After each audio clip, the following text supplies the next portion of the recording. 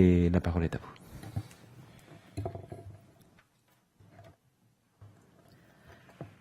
Bonsoir à tout le monde. Merci à mes amis qui m'ont invité, qui m'ont permis de vous communiquer aujourd'hui. Merci à l'IMED spécialement, l'organisateur. Et merci pour cette présentation. En fait, le sujet est un peu vaste, oui, mais c'est un peu critique. Parce que là, je dois parler d'une phase après post-révolutionnaire. Et déjà, je ne suis pas d'accord sur l'intitulé. Parce que là, je suis désolée, mais je pense qu'on n'est pas du tout en phase post-révolutionnaire. On est en plein et au cœur de la phase de processus révolutionnaire. Certes, on a commencé la révolution le 14 janvier, mais on est en processus, et c'est un processus, comme tout le monde le sait, c'est un processus lent, c'est un processus lourd, et c'est un processus qui demande des sacrifices très très lourds, dont on est en train de payer maintenant en Tunisie. Et peut-être qu'on payera encore. Hein. On n'est pas loin de voir qu'on pourra aussi payer aussi cher qu'on est en train de payer. Et je parle là de l'assassinat de mon mari, Chokri Belaïd. Et c'est pour ça je ne peux pas parler d'une période post-révolutionnaire. Je parle de la période de maintenant, de plein mouvement. Et la situation de la femme en Tunisie maintenant, c'est d'abord il faudrait rappeler que la situation de la femme était toujours en avant depuis, comme j'ai dit tout à l'heure, depuis 1934. La femme en Tunisie n'a pas cessé de militer pour ses droits. Après, on a eu d'autres hommes avec elle, tels que Tahar Haddad et d'autres en Tunisie. Mais après, c'était la période de Bourguiba, et là où on disait c'est un choix politique. Oui, il y a quelque part un choix politique, mais c'était aussi suite au combat mené par les femmes elles-mêmes durant les années 50, les années 60, qui ne sont jamais cessées. Les années 70, les années 80, où la femme était toujours sur terrain, et elle était toujours dans tous les endroits économiques, sociaux, politiques, intellectuels. Tout le temps, elle était sur le terrain et elle était en avant. Et là maintenant, moi je pense que les femmes tunisiennes vivent un paradoxe, un grand paradoxe.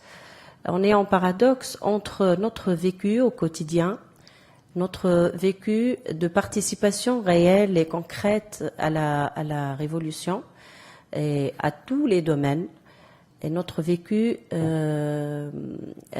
d'être une femme active, d'être une femme libre, d'être une femme intellectuelle, d'être une femme qui a sa position, même si elle est une femme de foyer.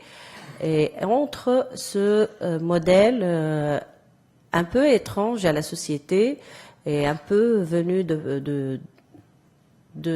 on ne sait même pas d'où ça vient, et c'est un modèle très qui nous est très étrange. C'est un modèle de toute une société. C'est un modèle de femmes habillées en noir, masquées et éloignées de tout ce qui est domaine public et espace public. Et là, c'est un très grand paradoxe, et on ne se reconnaît plus. Les femmes tunisiennes ne se reconnaissent pas du tout dans ce modèle et refusent totalement ce modèle. Et ça vient, et c'est un combat permanent maintenant. C'est un combat d'abord qui commence à travers le refus et le regard critique et le refus à la Constitution, qui est en train certains projets. Maintenant, on est au 3e projet de la Constitution en Tunisie, qui ne convient pas du tout aux attentes des Tunisiennes. C'est la Constitution qui nous refuse un État civique. C'est la Constitution qui nous refuse la Charte internationale et les conventions et toutes les conventions internationales comme une des sources de la législation tunisienne. C'est la Constitution qui refuse de concrétiser la demande de l'égalité réelle et concrète entre hommes et femmes. C'est une constitution qui est aussi paradoxale et étrange par rapport à la société tunisienne. Et c'est une constitution qui porte aussi cet amalgame entre plusieurs concepts. Essentiellement, l'intitulé, c'est le concept qui chapeaute tout ça et qui provoque beaucoup de problèmes, c'est l'amalgame entre État de religion ou un État islamique ou un État la religion qui garde la religion. C'est-à-dire tout le problème c'est là. Si c'est un État religieux et un État islamique par conséquent, donc on va se trouver dans plusieurs tendances, dans plusieurs explications, dans plusieurs écoles islamiques. Et on va se demander quelle école on va appliquer en Tunisie, on va se soumettre à quel droit exactement. Et dans chaque école, il y a plusieurs fatwas et on va suivre laquelle dans ces écoles. Et donc, quand on dit règle de droit, on dit règle de droit générale. Et là, on va plus se trouver sous la règle générale du droit. Et donc, et ça va provoquer essentiellement les droits, l'abus aux droits des femmes. Et c'est pour ça, c'est un grand sujet autour duquel on est en train de discuter. On est en train c'est un combat permanent pour pouvoir arriver à la Constitution qui préserve et qui insiste sur les droits de la femme en particulier, tous les droits, mais en particulier l'égalité entre hommes et femmes et les droits sociaux pour la femme et protéger la femme des violences économiques, sociales et politiques et préserver une place de la femme telle qu'elle mérite en réalité et adapte à sa situation réelle. Il y a aussi, c'est un combat permanent que les femmes mènent pour avoir une situation économique équitable. Parce que là, on parlait déjà avant la Révolution de la pauvreté des femmes en Tunisie. Et les femmes étaient le maillon faible encore plus. Déjà, l'économie en Tunisie, c'était en baisse. Mais la femme étant le maillon faible dans la société, c'était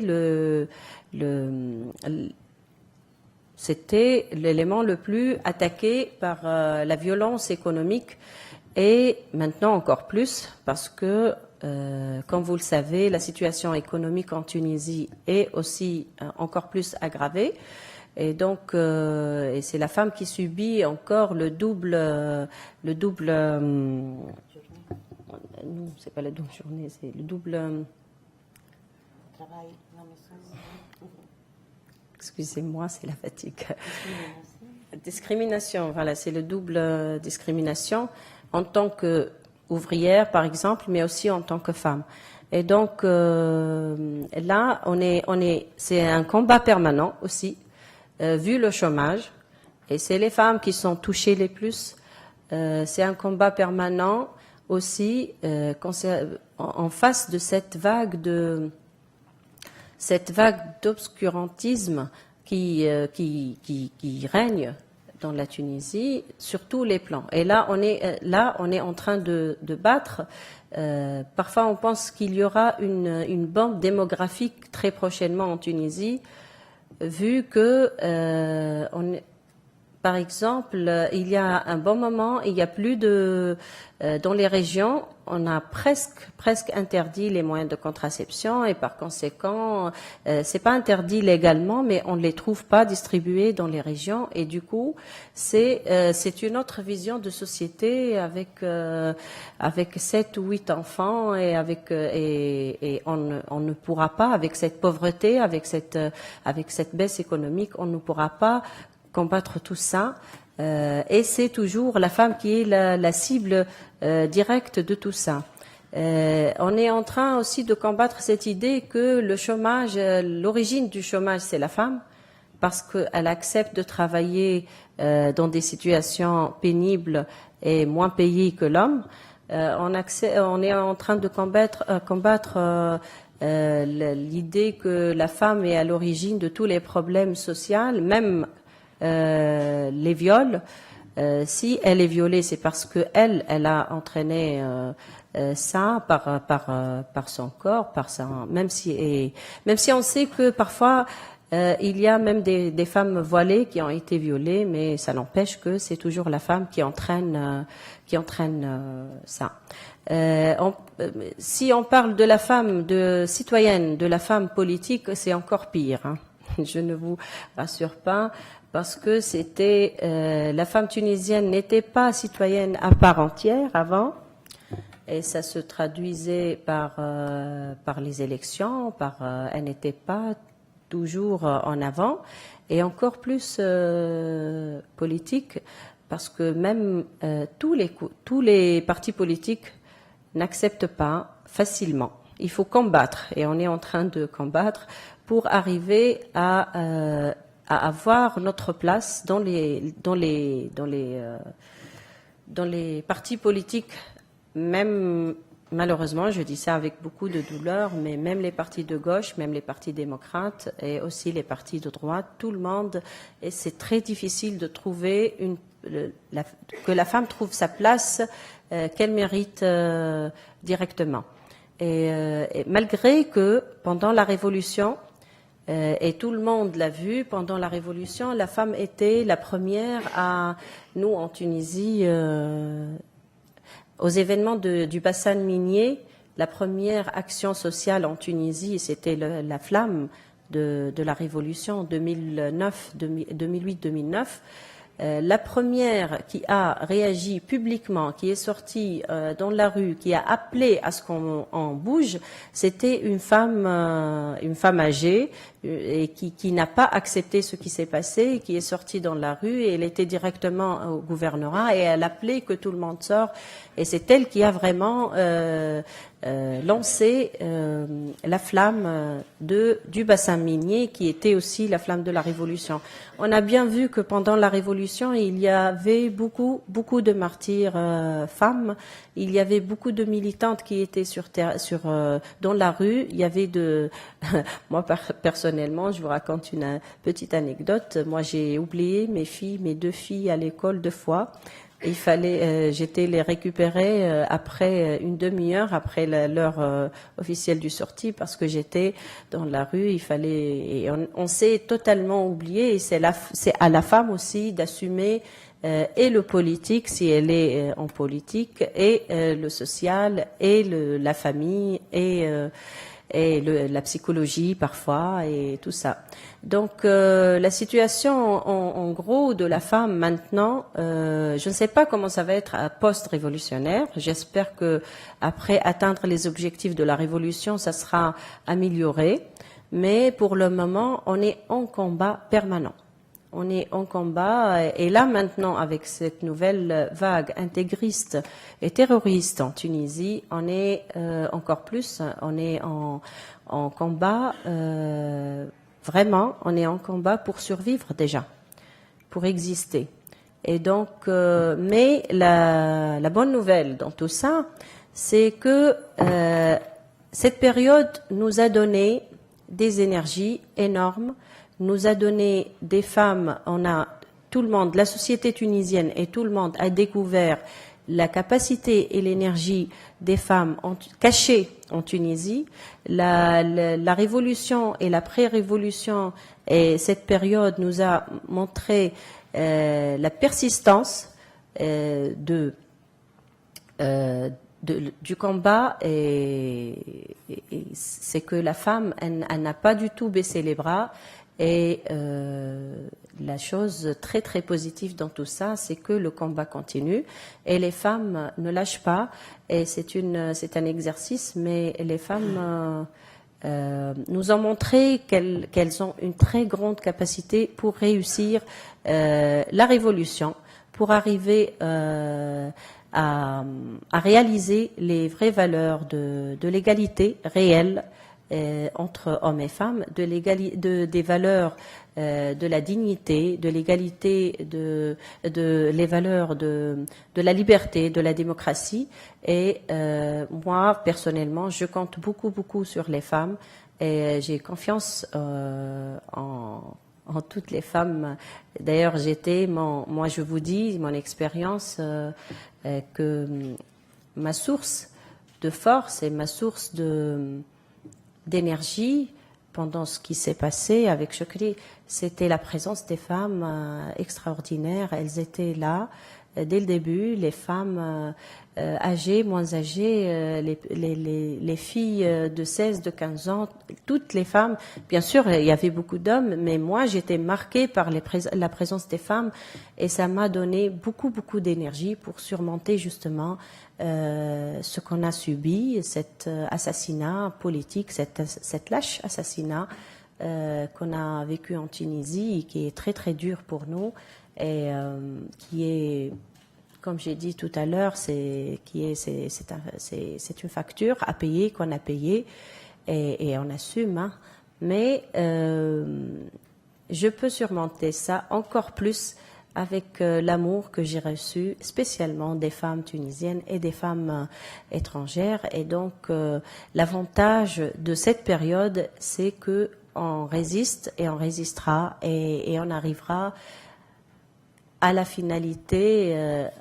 On va vaincre, on va arriver, on va réussir et on va avoir notre modèle de société équitable dont on rêve, je pense, et je crois à ça.